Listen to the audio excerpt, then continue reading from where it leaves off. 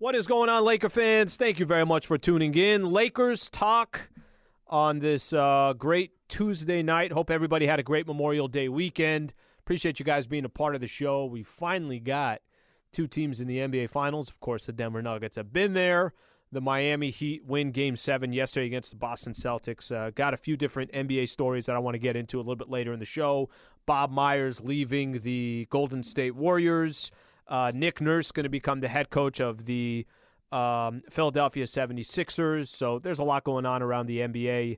I got a few different things I want to get into as far as the Los Angeles Lakers. I'm going to spend some time talking about Lakers head coach Darvin Ham, how Laker fans think he did in his first year. There was a really good article over the weekend talking about, this was from Dave McMenamin on ESPN, talking about the different paths the Lakers can take in the offseason, run it back, make some dramatic changes, shake it up just a little. So we'll get into that article. I thought that will tell a lot of the story of what the game plan is going to be for the Lakers in the offseason. And then what do the Lakers do with D'Angelo Russell? He seems to be the biggest conversation so far in the offseason is what do the Lakers do with D'Angelo Russell? So we're going to get into all that. But I do want to start off with my conversation. Oh, by the way, Trevor Lane of Lakers Nation is going to join in about a half hour. I do want to start off with Lakers head coach Darvin Ham. So really as simple as this. I put it on Lakers Talk Daily this morning. Travis and I talked a little bit about Darvin Ham this morning as well, or at least this afternoon. And I want to open up to Laker fans out there. You could hit me on Twitter, at Alan Sliwa. What do you think of first-year head coach Darvin Ham? How do you think he did? Was it a smashing success? Did you expect more from him? Things that you liked, things that you didn't like? I think you could put it all out on the table. I look at this for Darvin Ham. I thought the beginning part of the year, and I'm going to look at everything. I'm going to look at what he did in the beginning part of the season, pre-trade deadline, after trade deadline, postseason, the first two series, the series against the Nuggets. How much more could he have got out of his players? I'm going to do a little bit of all that. But I think the best way to talk about Darvin Ham is in pieces. And the first piece, or you could call the first chapter, was getting a roster that was clearly flawed, right? Look at the roster that the Lakers had coming into the season. I don't know how you guys felt about it, but I think there's a lot of Laker fans out there who's like, well, we're going to try this again. I mean, isn't it clear that Russell Westbrook, LeBron James, and Anthony Davis, that's just not going to work? What's going to change from, the beginning of the season to now, or I'm sorry, last season to this season? And I think there's a lot of people that didn't really care too much about the roster. And I'm not talking about just Laker fans. I'm talking about a lot of people that are experts and are looking at the NBA and looking at different teams in the Western Conference. Hey, where's this team really going to rank in the Western Conference? And I think it was obvious that there were question marks about what this team can look like. And now you're handing the keys to a first-year head coach that's never coached in the NBA as a head coach. Now, he's got a ton of experience as an assistant, ton of experience as a player. But here are the keys. You're going to make the final decisions. It's much different being an assistant and being a head coach. And I thought Darvin Ham, to start the season, was put in a really, really tough spot. Roster's flawed, huge personalities. The Los Angeles Lakers brand, think about how big the brand is. Think about how big obviously the attention, how the Lakers are always under a magnifying glass in every single game. It doesn't matter if it's regular season, doesn't matter if it's off season, doesn't matter if it's postseason. They're always talked about on a local level and on a national basis as well. And the season starts out 2-10. 2-10. They start the season out actually 0-5, but they end up, that's the number everybody remembers, the 2-10 start through 12 games. And I'm sure Darvin Ham was probably sitting there scratching his head like, what the heck? Out of all the starts that I could have had, this is the start that we have. Think about the amount of pressure that comes with being the head coach of the Los Angeles Lakers. And, oh, by the way, LeBron James and Anthony Davis are on your team. Lakers head coach in the offseason, Frank Vogel, gets fired even though he won an NBA championship just a couple years prior to that. So there's all these things that I'm sure once the season starts and it's 2-10, it's like this is going to be a colossal failure. I think what we learned about Darvin Ham as the season progressed, even before the NBA trade deadline, one thing that you are never going to question is, are the players playing for Darvin Ham? Are they playing hard? Do they care? Are they fighting for their head coach? Are they listening to the message? Again, this is pre-trade deadline. And even if it was Russell Westbrook or Patrick Beverley or Juan Toscano-Anderson or Thomas Bryant, I'm naming off some of the guys that ended up getting traded, I think it was clear that one thing that you're not going to question with Darvin Ham is if his players are going to fight for him, if they're going to listen to him, if they're going to do whatever they feel like they can in their power to try to bring some success to a head coach that was just getting started. And then trade deadline happens.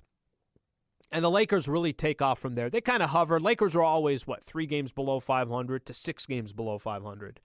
And that was for the most part up until the trade deadline. Trade deadline happens. Obviously, Lakers go through there. They had already had their issues with AD missing some time. Then Braun misses some time. But the roster actually becomes a real team, that the pieces actually fit. And Darvin Ham, I think from that point on, you could see that, all right, not only is his message getting across, but he feels like he has the right players to go get W's and to go get wins. Before the playoffs started, I think some of the question marks that were around Darvin Ham is late game situations, rotations. I thought sometimes were at question, specifically not just the rotations, but specifically late game situations. What do you think of some of these late game situations of some of the different stuff that he was doing? There were question marks there. Definitely question marks. Of course there were question marks. Then playoffs start. And once the postseason starts, now you're really going to find out what this coach is all about. Lakers go through the Memphis Grizzlies, and I thought lineup-wise, all right, he's doing the right thing. Road games, came out in the first game on the road against the Memphis Grizzlies and got a W. Took care of the Memphis Grizzlies in 6 games. All right, yeah, but what about when they take on the Golden State Warriors, and now you got Steve Kerr on the other side and all of his experience? I remember doing this leading up to the actual series against the Golden State Warriors. Okay, what are some of the advantages Lakers have against the Warriors? They got Anthony Davis, and they got size, and they got length, and they got forwards, something that the Warriors don't have. But I'll tell you what the Warriors have. They got championship experience. They got better coaching. Steve Kerr, he could potentially run circles around Darvin Ham. Okay, that didn't play out as planned. Darvin Ham was great. You got the Warriors actually on their heels the entire series. They lose game 1. And then after that, it's a Golden State Warriors changing their starting lineup, I think 3 out of 4 games, just to try to see how they can circumnavigate what the Lakers were doing to them. He was excellent against the Warriors. And then came the last series against the Denver Nuggets. And Laker fans, I guess the question is this. Did you look at the time that Darvin Ham had with the Lakers in that series against the Denver Nuggets and say to yourself, well, they're not winning this series because of Darvin Ham? I didn't feel like it was the coach. I felt like the Lakers lost some games at the end, but they battled. I felt like talent-wise, the Denver Nuggets seemed like there was better chemistry, more continuity. Jamal Murray had a couple unbelievable games. Joker was the best player arguably in the league. I thought the Denver Nuggets beat the Lakers because they were just better than the Lakers. But I wouldn't put it on, well, if Darvin Ham would have done A, B, and C, the Lakers would have won that series. So I look at what Darvin Ham did in his first year, and I got no problem taking a step back and talking really about how promising I think it's going to be having Darvin Ham as the head coach of the Lakers. I'll go back to this, and I think this is one of the most important things. First-year coach, you're coaching the Lakers. Do you have everybody? Do you have every single player that's out there? Do you have them all pulling the rope in the same direction? I think everybody would agree that he did. Can you make an actual playoff run, and can you put yourself in a position that on the biggest stage when everybody's watching that the moment isn't too big for you? I think Darvin Ham did a good job there as well. Promising to me is the best way to describe Darvin Ham's first year as head coach as the Los Angeles Lakers. Well, what happens if the roster gets a little bit better, or what happens if they have more time to go through a training camp and go through, build some continuity together and everything else? There's a roster with familiar faces that you don't have to change everything 65% through the year, then I think we start getting to a point where Darvin Ham can take also his next step or his natural transition from his first year to his second year. Take all the things that he did learn from in his first year as coaching and move on to the second season. I see it as promising. So, I think there's a lot of people in my position as well where this was my fourth year covering the Lakers. Luke Walton, Frank Vogel, again, this is just your last couple of coaches. Luke Walton, Frank Vogel, and Darvin Ham. I know we could all live and die off of every game. I mean, I'm doing every post-game show for the last 4 years, pre and post. And post-game specifically, every time you do a post-game broadcast, everybody is basically saying, hey, let's get rid of the coach. Coach has got to go. Well, okay, that sounds like a pretty extreme reaction. And then when they win, this is the greatest coach in the world. That kind of comes with the territory, especially with the Los Angeles Lakers.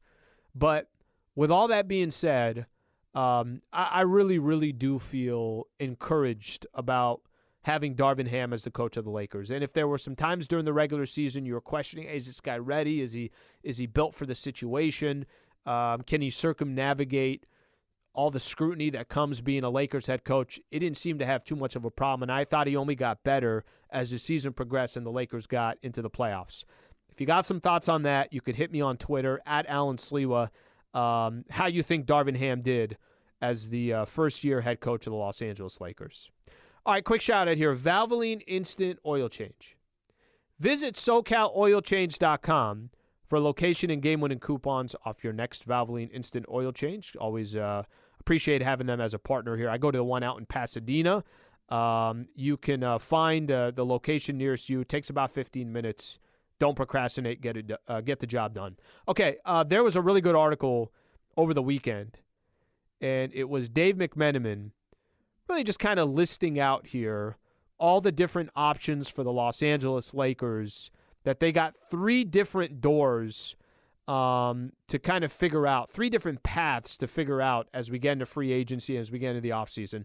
I want to walk through that coming up next, which one makes the most sense, and do the Lakers have enough talent as is to go make a real championship run?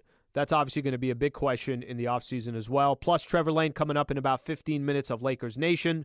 Stay right here. This is Lakers Talk on 710 ESPN.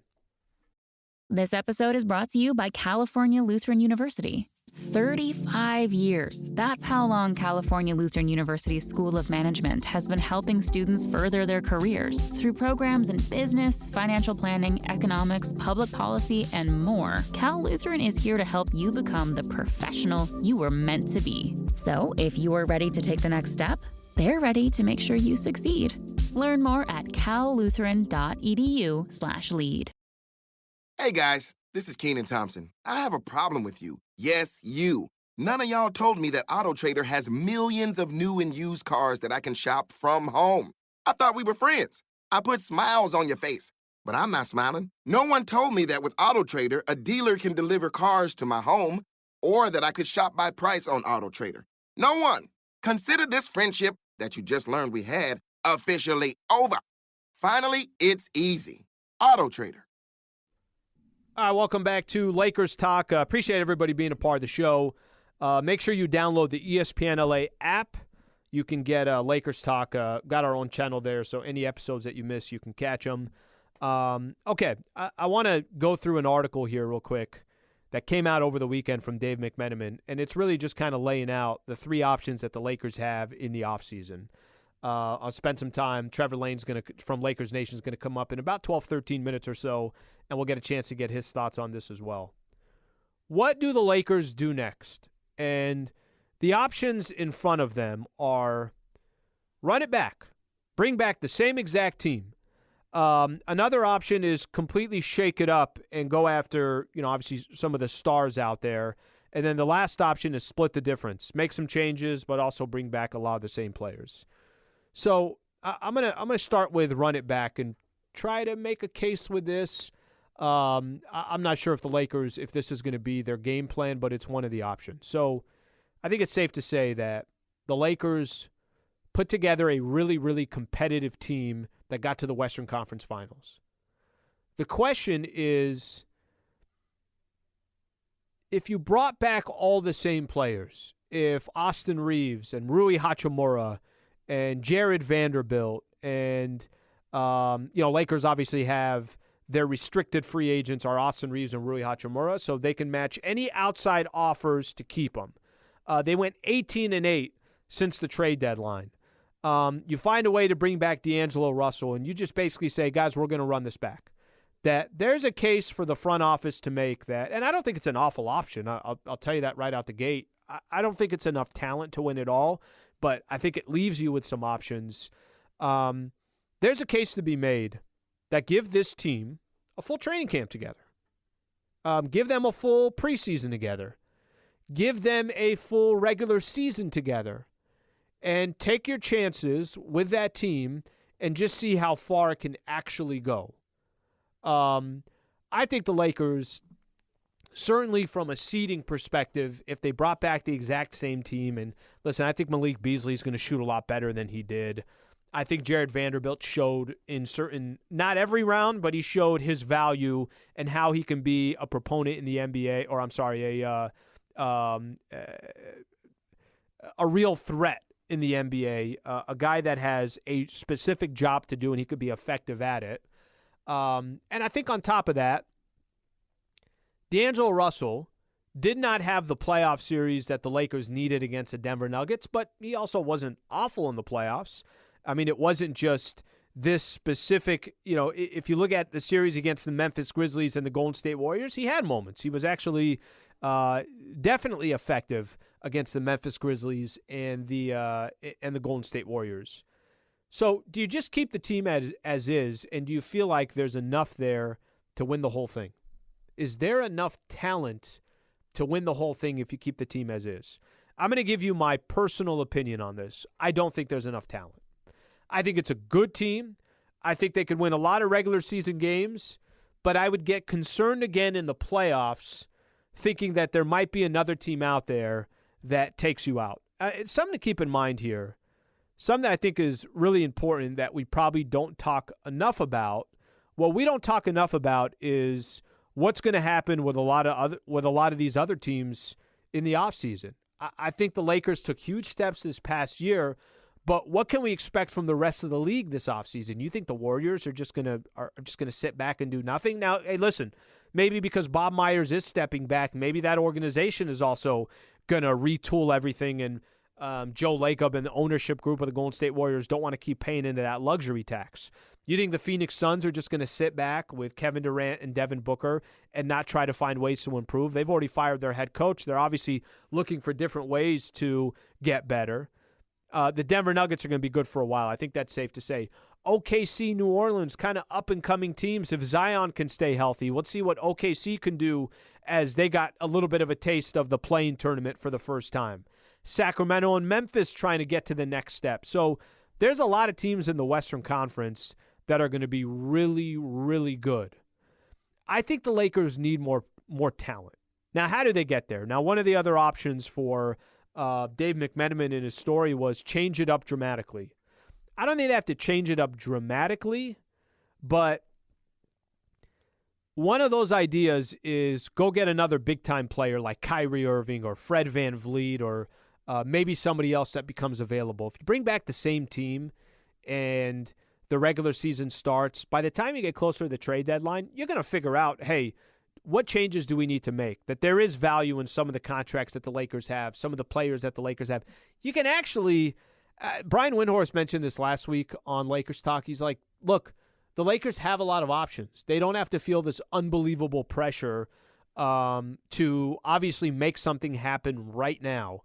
They don't have to feel this unbelievable pressure in the offseason to say, we got to go big fish hunting or anything along the big game hunting, that they don't have to do that. One of the stories that came out, if they are going to go big game hunting, is the Kyrie piece. The Kyrie Irving thing, every time he comes up, the Lakers are associated. I read a story from Mark Stein on his Substack over the weekend. The Dallas Mavericks have no interest in Kyrie Irving sign and trade for D'Angelo Russell. I actually, the more that we get a little closer to the offseason, the more I think that Kyrie Irving is going to end up staying with the Dallas Mavericks. I think that they will be the team that offers him the most money and the most years. And I am not surprised by any stretch of the imagination that they have zero interest in doing some type of a deal with the Lakers. Of course, why would they want to help the Lakers? Why would they want to do a sign and trade? First off, D'Angelo Russell has played with how many different teams? And I'll get into D'Lo in a second and what the Lakers should do with D'Angelo Russell. But how many different times or how many different teams has D'Angelo Russell played for? Is that really the solution?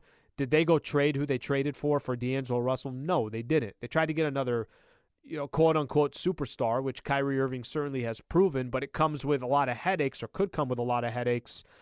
But I believe when you look at the Kyrie Irving situation, every indication, at least to me, is the chances of him ending up with the Los Angeles Lakers.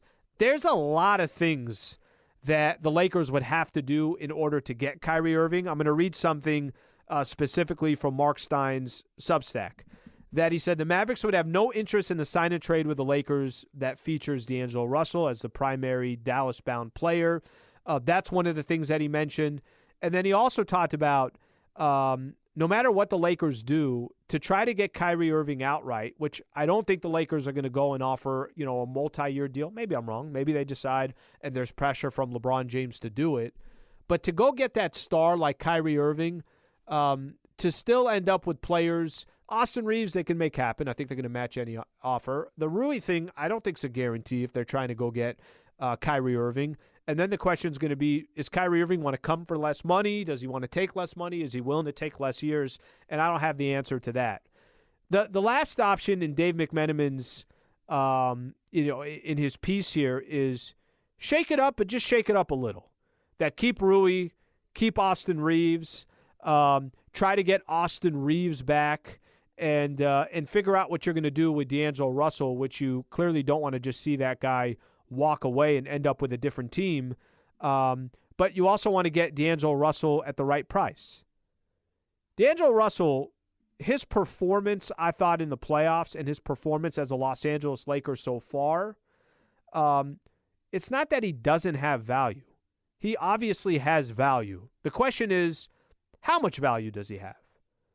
Are you willing to pay him the max over 2 years, which I think is around 32, 34, somewhere around there? Are you willing to give him that type of a deal? I don't think the Lakers should do that. I definitely don't think the Lakers should do that. I think the Lakers, if they could find the right price, which it sounds like the Lakers would try to get him between $18 and $23 million a year, okay, hey, it's not a bad contract. That's a workable contract. That's a contract that you could say, all right, D'Angelo Russell ends up coming back with the Los Angeles Lakers, and you feel like you got him on not a team-friendly deal, but a fair deal.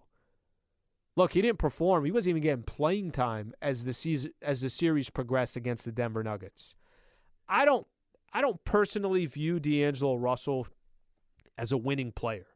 And I do worry that in playoff situations, I do worry in having a player like D'Angelo Russell in big-time situations. I don't feel that comfortable with that. I don't know if D'Angelo Russell is the future of the Los Angeles Lakers. So I hesitate a little bit with D'Angelo Russell, but there seems to be a path to where you can run it back, and then you got all these options once the season starts. The option of going big game hunting, that one seems a little bit – it doesn't seem like that's going to happen with the Lakers. I think they're going to try to bring some of these guys back and then just be a little bit patient. They got good draft compensation coming up, the number 17 pick. I think the number 47 pick this year as well. They got their 2029 first rounder, a 2030 first rounder. So I think the Lakers do have options. I don't think – listen, the roster is going to have to get better for all the reasons that I just said. The Denver Nuggets are only going to get better. All these other teams are in a window to try to win right now. They're going to get better. You always worry about the LeBron, Anthony Davis. LeBron's going to be 39 next year, his 21st season in the NBA. So there's a lot of different reasons to try to make sure that you improve this roster. I think there are a lot of paths for them to get there, and I think the last thing they need to do is panic. Maybe last summer you were looking at it and say, oh my gosh, they got to panic because How are you going to get rid of Russell Westbrook's $47 million? What type of draft compensation do you have to give up? Well, they didn't panic, and they were able to still improve the roster, even though it took till February 9th. I think now they're in a much better spot. They have a lot more options, and like I mentioned, they're in a position where they don't have to fix everything right up front. Okay, coming up next, Trevor Lane of Lakers Nation. You guys know always enjoy having conversations with Trev on the Lakers. I'll get his thoughts on some of the options for the Lakers in the offseason, what he thinks they should do, what he thinks they should do with D'Angelo Russell. And then I'll ask him the question, too. On Lakers head coach Darvin Ham, how did he think Darvin Ham did in his first year as the head coach of the Lakers? We'll do all that coming up next. Appreciate you guys being a part of the show. Stay right here. Trevor Lane coming up next. This is Lakers Talk on 710 ESPN. We need someone to be there, knowing they'll always care. Someone who lights your way each and every day. Doing what you love is everything, so we can celebrate the joy it brings. There's so much to protect in our lives. That's why Nationwide is on your side. Nationwide Mutual Insurance Company and Affiliates, Columbus, Ohio. This episode is brought to you by WhatsApp. Every day, billions of unencrypted texts are sent, meaning your private messages are just as easy to listen to as this podcast. So your silly selfies, inside jokes, heartfelt confessions, or personal information may not be as personal as you think. Switch to WhatsApp to turn on total privacy with end-to-end encryption. Message privately. Learn more about WhatsApp's privacy at whatsapp.com/privacy. I want to welcome in Trevor Lane of Lakers Nation. By the way, does a fantastic job on Lakers Nation. Also hosts the Front Office Show. You can catch a lot of his work on YouTube. Trev, thank you very much for coming on. How are you, buddy? I'm doing well, Alan. Thanks for having me. It's been.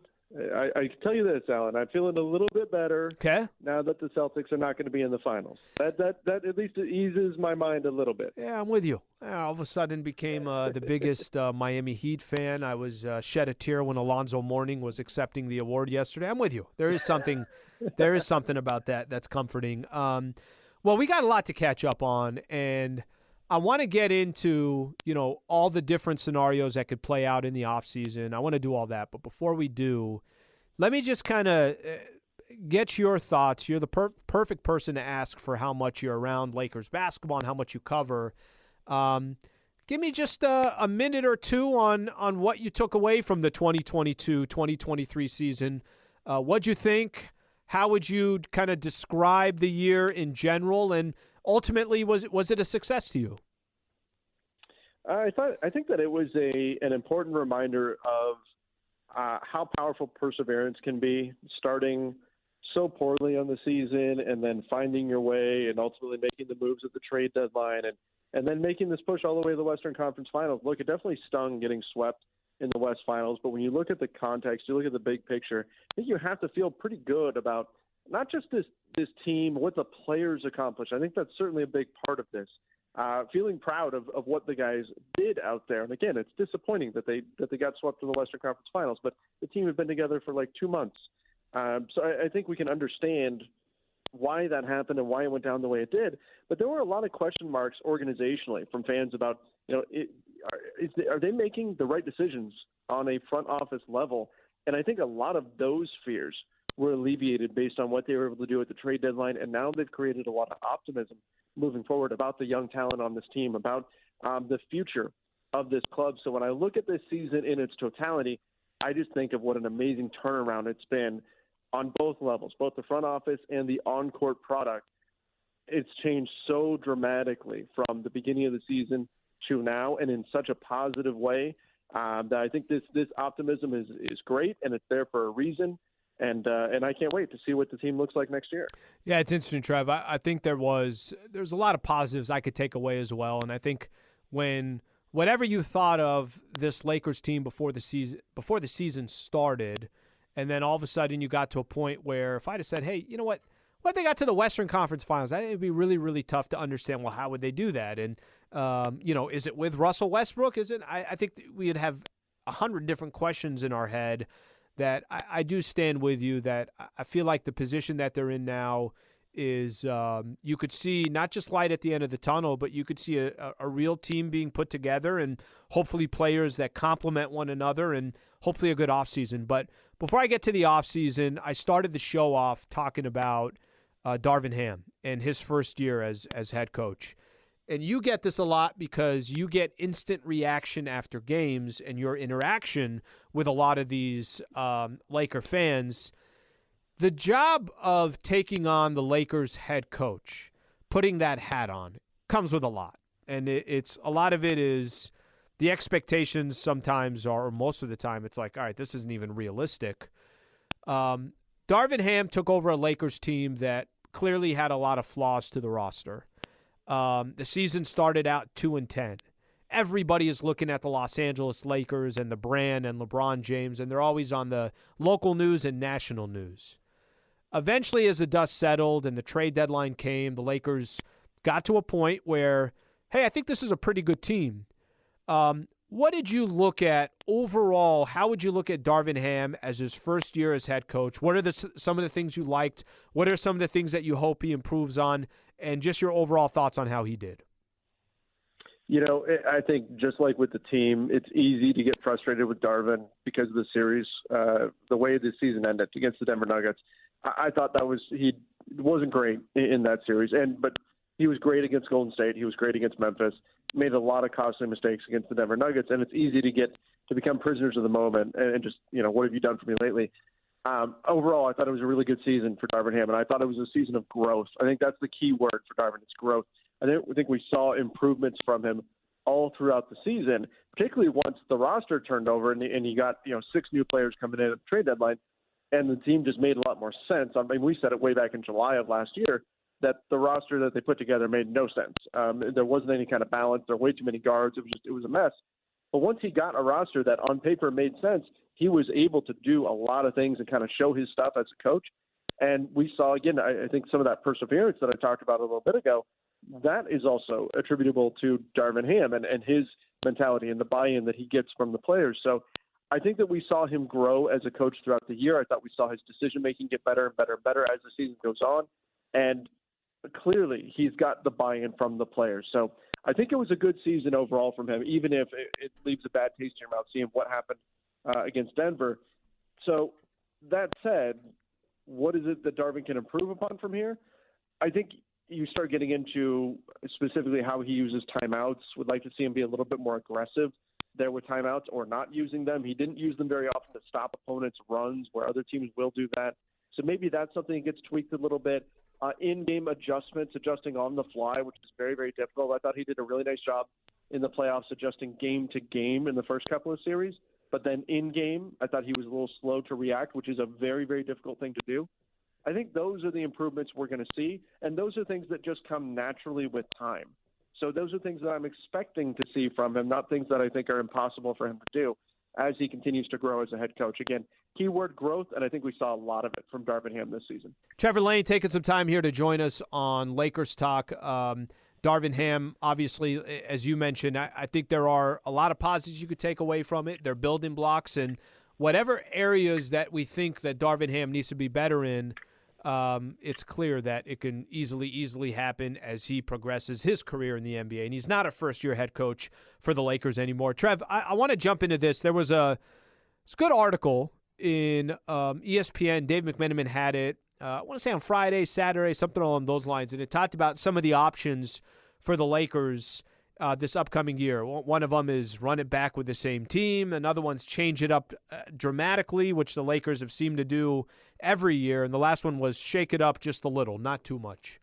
When you look at the Lakers offseason, what are some of your what you're hoping to see done for the Lakers? I guess you could say top priorities. What are you hoping to see? Yeah, that's something that I've been struggling with too, Alan, is how many different paths are available. Like last season we went in saying, okay, they've got their taxpayer mid-level exception they can use, and we know that's the best thing that they've got to go chase somebody. Otherwise it's veteran minimums. The Lakers have so many different ways they can go with this. They could be a cap space team. They could have a mid-level exception, a biannual exception. They could have a room exception if they're a cap space team. Maybe they just have the taxpayer mid-level. They could have none of that if they keep enough of their talent and pay them enough. So there's so many different ways they can go with this. But ultimately, what I'd like to see the Lakers walk away from the offseason with is at least one more difference maker on the floor. Like, I would expect them to retain most of this roster. I think they found something. I think that most of the team talked about how they're going to get better with a training camp under their belt, which is accurate. Can you walk away from, whether it's via trade, whether it's via free agency, can you walk into next season with one more difference maker and then some guys who fit? I think the two things that you need to find this season, it's shooting, which it feels like we've been talking about that for years now. You still need more shooting on this roster, or at least consistent shooting. And then I think they need another big. I think they need a big that can either play behind Anthony Davis or sometimes at the same time as AD. They need to find a big man, which may not be easy on this free agent market.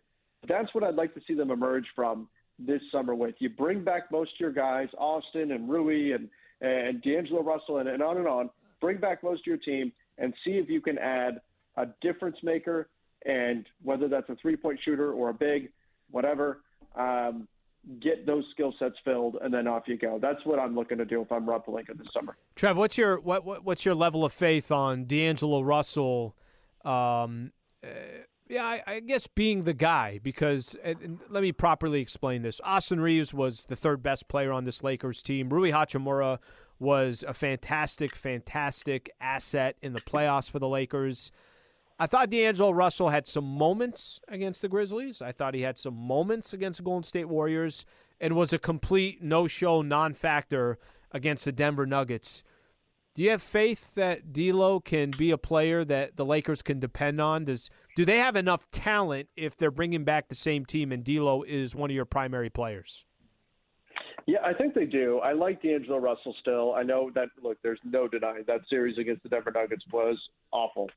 He was horrendous. That was some of the worst basketball we've seen him play in a long, long time. But he also played some really great basketball to help the Lakers get there. I mean, averaged over 17 points per game, more than 6 assists, shot better than 40% from three. These are all things that you would want out of a guard on this Lakers team. I also like that he's completely comfortable being an on-ball guard and being an initiator, or playing off-ball and being kind of a floor spacer, secondary attacker. So I think there's a lot to like still with D'Angelo Russell. Sure, there's some shortcomings defensively, but I think he can be a fit for this team. But my thing is this, is that even if you don't agree with me that D'Angelo Russell can be a fit, I think you still don't want D'Angelo Russell walking away. What you want is him to sign to a team-friendly contract, and maybe you could flip that down the road if you can find a way to pull that off. That him walking away for nothing is not what you want to see happen this summer at all. So even if you're not a fan of D'Angelo Russell, I think that keeping him is probably still the correct path. Again, there's a lot of different ways the Lakers can go. They decide they want to be a cap space team, keeping him would not be an option. But assuming they decide to retain D'Lo and they want to keep him around, even if it's just to use him in a future move, I think the correct move is to hang on to him and not just lose him and let him walk away. So that's what I'm looking to do with D'Angelo Russell. I think that he can be a fit long-term for the Lakers, and as long as I'm careful with what kind of contract I sign him to, if that doesn't prove to be correct, you can always make a move later on in order to fill that salary slot with something else. Well, it's funny, Trev, because I fall in the – I'm okay with bringing D'Angelo Russell back, but I also at the same time don't feel like I got a ton of confidence in him in a championship run. But what you're saying about, well, bring him back, and then you could decide what to do. You have the flexibility from there, and if it's part of another deal that you make – unfortunately for D'Angelo Russell, he's been a part of this now a few times, right, where he's been used as a piece for one of these other championship contenders to get the piece that they're looking for.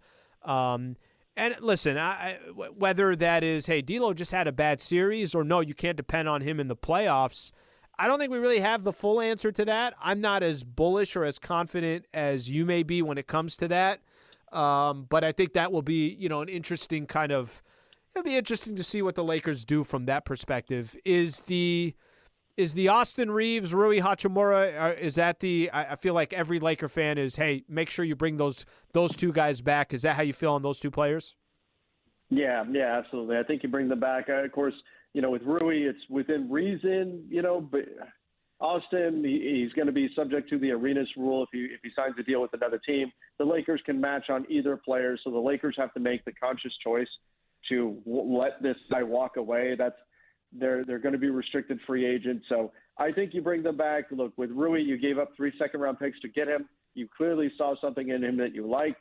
He performed great in the playoffs. I don't think that he's going to be shooting quite at the level that he shot in the playoffs every single season. But nonetheless, I think he brings a lot to the floor for the Lakers. So I'm definitely bringing him back. And Austin, like you said, third best player on the team. There's no question. You can't let him walk away. I don't care what he gets offered. You don't let him walk away. You definitely got to bring him back. Trev, final one, and always appreciate your time. Got about 30 seconds here. Your thoughts on the Denver Nuggets and the Miami Heat finals? Yeah, I think it's going to be a great series. I've picked against Miami in every series so far, and they've proven me wrong. So I have a hard time doing it again, but I'm going to say Nuggets in 7. I'm going to be optimistic that we're going to get 7 more games of NBA basketball, but I do think the Denver Nuggets ultimately take it and get the job done. Trev, thank you, brother. Always appreciate your time and your insight. No problem. Thank you so much for having me, Alan. All right, that is Trevor Lane, Lakers Nation. Final thoughts. I got some thoughts on the NBA Finals as well. Stay right here. This is Lakers Talk on 710 ESPN. AT&T connects and ode to podcasts. Connect the alarm, change the podcast you stream. Connect the snooze, 10 more minutes to dream. Connect the shower, lather up with the news, sports talk, comedians, or movie reviews. Connect with that 3-hour philosophy show. Change the drive into work and traffic so slow. Connect the dishes to voices that glow. Thank you to the geniuses of spoken audio. Connect the stories, change your perspective. Connecting changes everything. AT&T. This episode is brought to you by Crunch. Whatever sport gets you going, go there with Crunch. Unlock your chance to win a trip to the championship of your choice, plus thousands of dollars in instant win prizes. To enter, visit MVPmemories.com. No purchase necessary to enter to win. Open only to legal residents of the 50 United States and the District of Columbia who are 18 years of age or older at the time of promotion registration. Sweepstakes begins on 3/13/23 and ends on 6/30/23. All right, thank you to Trevor Lane for taking some time to joining the show. Always appreciate his insight on Lakers basketball, and he does such a good job, so great to have him on the show. Okay, I got a couple NBA stories I want to get into. Obviously, NBA Finals are going to start this Thursday, so I'll hit on that. Let's start with this. Let's start with that Miami-Denver Nuggets, the Miami-Boston Celtics series in the Eastern Conference Finals. Man, I got to be honest. In the beginning, I really thought the Boston Celtics just had too much talent. And then Miami jumps out. They win the first 2 games in Boston. And you're like, what the heck? Is this really going to happen? And then game 3 in Miami, it looks like the Boston Celtics just completely give up on, obviously on their head coach and give up on the Boston Celtics. And Magic Johnson sends a tweet. He's like, I never thought in 40 years of being a part of the NBA, I would see the Celtics give up. And then they win game 5. No, they win game 4. It's 3-1. And then 3-1, they go back to Miami for 3-2. That one's in Boston. I got all these dates mixed up. But they get it to 3-2. Let's just put it that. Get it to 3-2. Game 6 was on Saturday. I'm watching the game with some friends and some cousins of mine, and it's basically, all right, looks like Boston's going to win the game. All right, Boston's up 8 or 10 with a couple minutes left. Man, I can't believe Boston's going to take this thing back. They're going to be the first team to ever come back from down 3-0. And Miami then goes on a run with a couple minutes left, and then when Al Horford fouls Jimmy Butler and he gets a 3 free throws. Like, what the heck is going? What am I watching here? I knew right at that point, I'm like, Jimmy Butler's going to hit all 3 of these threes. And I know there's still 3 seconds left, but the chances, it just felt like the momentum was all Miami, that this series was a wrap. And we all know what happened. Derek White inbounds the ball. Marcus Smart turns around, shoots a 3, in and out. Derek White follows the miss off the inbounds, tips it in, 0.1 seconds left. And they're going back to Boston for Game 7 on Memorial Day. We get to watch Game 7, Heat and the Celtics. I thought something was so interesting in the post-game comments after Game 6. It was Eric Spoelstra saying, I don't know how we're going to do it, This is right after they lost, a devastating loss at home, and they've lost 3 games in a row, the Celtics. And they got to go now to Boston for Game 7. All the momentum with the Boston Celtics. He says, I don't know how we're going to do it, but we are going to go back to Boston. We're going to find a way to win. And Jimmy Butler, after that, says, we're going to win Game 7. We're going to win in Boston. He said, the reason why I'm smiling right now and I'm happy right now, I know how bad I played. I'm not going to play like that in Game 7. And then last night, Game 7, on the first play, Tatum rolls an ankle. Said he was a shell of himself. And the Miami Heat had pretty much a 10-point lead the entire way. Okay, sometimes it dropped down to 6 or 7. But for the most part, it was 14, 15, 16. It was in that range, so about a 10-point lead the whole way. And then by the time the final buzzer went, Miami lost 3 games in a row and went Game 7 in Boston and won. Unbelievable series. I was captivated. I'm obviously cheering for the Heat. Why? Because I still want to see the Celtics win. They got 17 NBA championships. I think we all have our reasons for why we didn't want Boston. And now we got Miami and Denver. And, I already hear people saying, what am I going to watch this series for? This isn't exciting. Miami and Denver, Jamal Murray and Nikola Jokic and Jimmy Butler and Eric Spoelstra is obviously a big name in this whole thing just because he's arguably the best coach in the NBA. This might be one of those series where you got to be a real NBA fan. That's the best way that I could put it. Hell, if you're listening to Lakers talk as I'm in the final week of May on a Tuesday night, you just got to be an NBA fan. And for me, as much as I am a Los Angeles Laker fan, as much as I love Lakers basketball, as much as I want to see the Lakers' success, whether they're in the playoffs, they're not in the playoffs, whether they're in the finals, they're not in the finals, I love the NBA. And I'm looking forward to the matchup. I do think it's intriguing. I do think it's intriguing if Nikola Jokic and Jamal Murray, whose franchise of the Denver Nuggets have never been to the NBA Finals, if they can win their first NBA championship. And I also think it's interesting for some of the other reasons. Eric Spoelstra is going to his 6th NBA Finals. This is his 6th time in the NBA Finals. Jimmy Butler and that team in 2020 that faced the Lakers, kind of interesting, right? You got the Denver Nuggets that just beat the Lakers. You got the Miami Heat that lost to the Lakers in the NBA Finals in 2020. They're trying to not just get back to the finals, but win an NBA championship. You got Pat Riley involved. I know you got to be an NBA fan to be rooting or to be watching this NBA Finals, but I'm in. I'm always in. And I'm excited to watch it. So the only other things that happened from an NBA perspective, Nick Nurse about to coach the Philadelphia 76ers. I think that's actually a really good move. I think that's interesting. And the Bob Myers one, the last one I got here, stepping down as Golden State Warriors president, I don't know what it means, but I know he was one of the architects to 4 NBA titles. Laker fans, always appreciate you guys being a part of the show. Thank you to Trevor Lane for being a part of it from Lakers Nation. Thank you to Michael Funches, Laura Romo, and thank you to Mara Ruiz. Hope you guys have a good rest of your week.